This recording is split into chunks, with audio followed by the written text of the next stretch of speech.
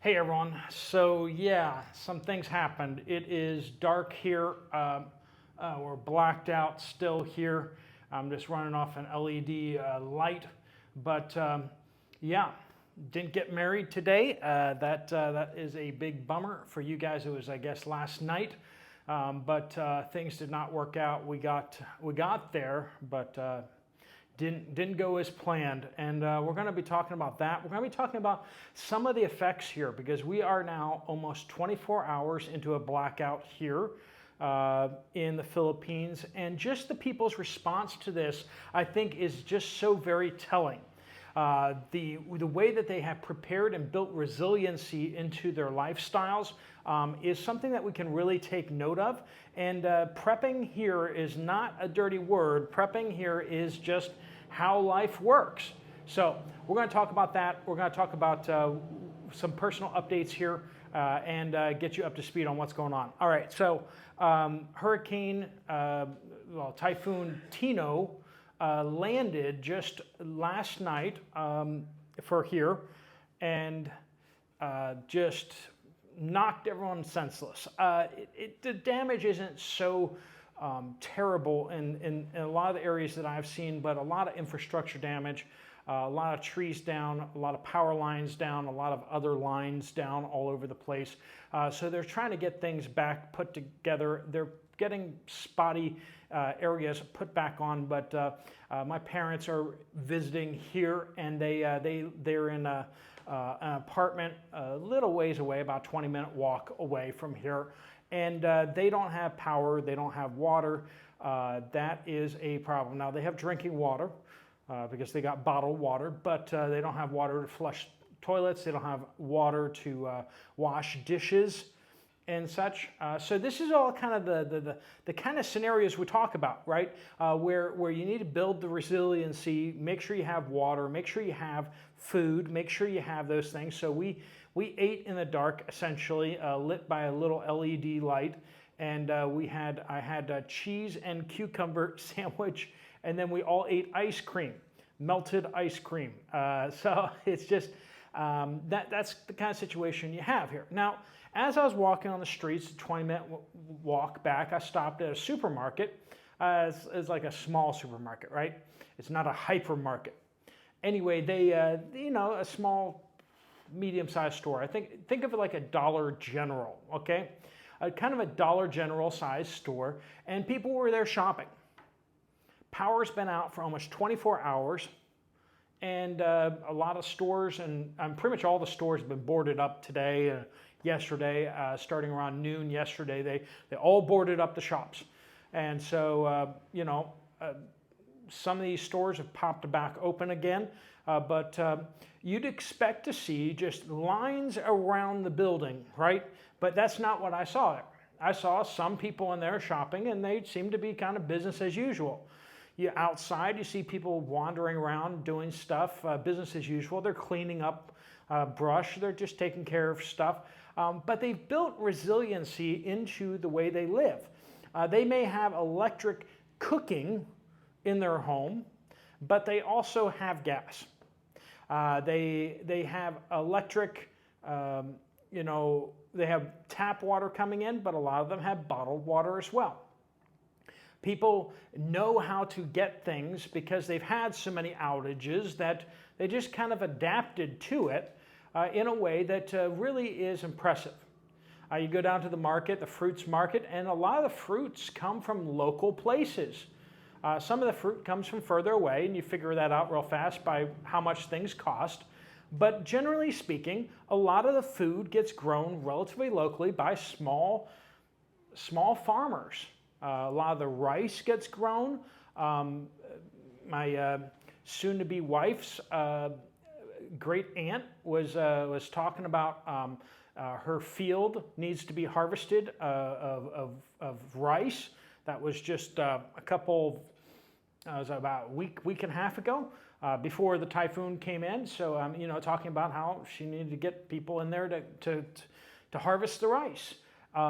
That's the kind of situation you have here. You don't have like big corporations growing all the food and pumping them full of chemicals. You have like local mom and pop kind of growers, family farms growing food, and then they're selling it in the markets. And so when you have that type of system, food is not coming from that terribly far away. And the local farmers, local producers, local sellers all have incentive to kind of keep selling because they need to move their product, right? They're not trying to truck it in from somewhere else. They're just moving it, right? Moving it to their customers. Some of the other things that you see here is just there's a lot of can-do attitude. If there are problems, people just kind of jump in and just start fixing things. If there are tree limbs down, they just take care of them. Trees down, people are out there with chainsaws, hacksaws, axes. Yes, I saw axes. Clearing trees off power lines with axes. I don't know if that's the best way of doing that, but that's what they were doing. You just see all along the way, people just kind of stepping up. The day after a typhoon apparently is cleanup day. Now, we didn't apparently know that, and we got there and we weren't told that the wedding was canceled by the judge, and so we showed up, and no judge. Nobody knew where the judge was. Nobody knew how to get a hold of the judge. Nobody knew what was going on, and it was just we're going to try again tomorrow. How about that? You just kind of like, can we get married? We're going to hopefully get married tomorrow, and we'll see how that goes. So it's dark here. I miss my preps. I miss the things I've stockpiled. I had more than I could imagine. Propane ready to go to power stuff, heaters, cooking, everything like that, ready to go, ready to cook. Had lots of really handy little bottles of backpacking fuel. Had the barbecue grill out back. That's propane powered, right? I mean, just ready to go. Power goes out, no problem. I just use my battery backups and power things up and sit there and watch TV while the world burns around me. I've done that before, and I can tell you there is no luxury quite like that, knowing that everyone else is without power, huddled around candlelight, and you're there watching TV. And you're watching your movie, eating your popcorn, and you're just living life and just kind of waiting for the power to come back on, right? Because you got batteries, you got everything, and you're just good to go. Now, in that type of situation, it's just a luxury, and it's not that big of a deal. But when you start looking at situations like this, it's there's the questions like, how long is this going to go? Is the water going to come back soon? Is the power going to come back soon? Or are we going to be in for the long haul on this? So, personal update. Like I said, we're gonna go again tomorrow. We're gonna try, but we have water here at the apartment. So my brother and I are here, and we'll be able to shower a cold shower, but no power, and we should be good to go on that. But parents, my fiance is staying over with my parents tonight, and they don't have water, they don't have power, so she's actually probably gonna have to run home in order to get a shower. She's gonna have to go out back home and do that. So we'll see how things go, but tomorrow will be interesting. Today was interesting. We ended up going to a fast food restaurant locally called Jollibee, which is basically like a McDonald's, sort of. I mean, they're a direct McDonald's competitor here, and that is, they're running off a generator, and they were operational. Their Coke machines were not working, but you could get iced tea. They had a limited menu, but open, and we were able to feed all the folks that were coming to our wedding that we had in the van, and we fed them. And a lot of restaurants closed, but a few open. McDonald's was open too, but Jollibee was, and we were good to go, right? So, are you prepared for a disaster? What happens if a hurricane hits you? What happens if an earthquake hits you? What happens if a snowstorm hits you? Friends, some of those of you in the cold weather north states never get hit by a hurricane, but friends, winter is coming, right? And you're staring down the barrel of what they say is going to be a very long and difficult winter. Now, I don't know how they know that, and I don't know if they're right on that, but they're grabbing some headlines and saying it's going to be a long, dark winter. We'll see, but if it is, power grid's going to be strained. Are you ready for the power to go out when it's cold? That's a simple question, but it's a life and death kind of question. Things can go from discomfort to life-threatening fairly quickly when you're in these type of situations. And that's one of the things that a lot of people don't follow along with. Like when you're backpacking out in the woods and everything like that, you're walking along, and you're like, well, if something happens, you start thinking about this, right? You're backpacking in the woods, and you're like, the nearest road is like 10 miles away. And you're like, what if I break my leg, right? Now there's search and rescue, but what if your cell phone doesn't work? You start asking those type of questions, and now we got satellite phones embedded on people's cell phones and stuff like that. Awesome technology, wonderful stuff. But you start asking that question, and you start thinking about how quickly me climbing up this mountain and sweating and being discomforted will turn into potentially a life-threatening situation. Things when you're on the edge can flip very quickly. And the more that you are prepared for things, the more protected you are from things flipping like that. So that's the update for you. No power means no internet. So that means can't really do an update video for you this morning very well. Sorry about that.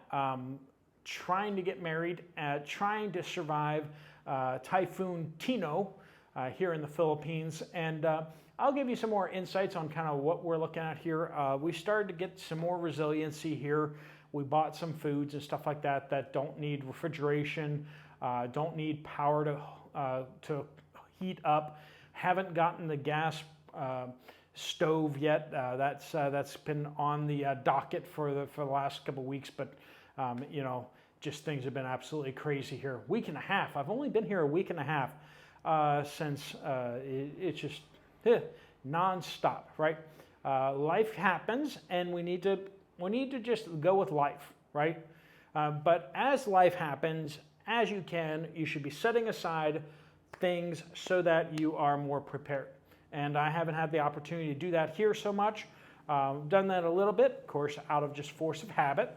But we're going to have to do that a little more, especially being here in the Philippines, so that things like power outages don't become so monumentally a problem, right?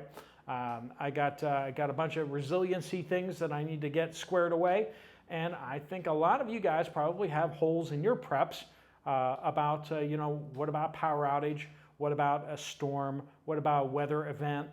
Are you prepared for that? And you probably could think about, if I heard that there was a storm coming next, in a week or in a couple days, what are the things that you would do? What were the last things you would do? What things would you need to fix right now before that storm came? And you can just start thinking about, maybe you should see about doing some of those things now so that you don't have to do those in a hurry if something happens. When everyone else is racing to the store in panic, you don't have to be. When people are panicking, it's not a good idea to be around them because bad things happen when people panic, right? All right, friends, let me know what you guys think down in the comments down below. I'm not wearing my glasses, so I look a little different. Sorry, but thanks so much for being part of the Watchman community here at the Poplar Report. A little bit odd of a update. Hopefully power will come back on, internet will come back on, and we'll be able to start getting you back up to speed with what's going on out there in the world. Thanks so much for all that you do, and thank you for all your updates that you send in. I will catch up on the backlog of that. My helper that's helping me go through updates and stuff like that that you guys send in, is also impacted by the storm. So I got to think through that one as well. All right, friends, thanks so much for watching. If you want to check out another video from this channel, there's one right up here. I'll see you over there, or I'll see you guys later. Steve Poplar of the Poplar Report out.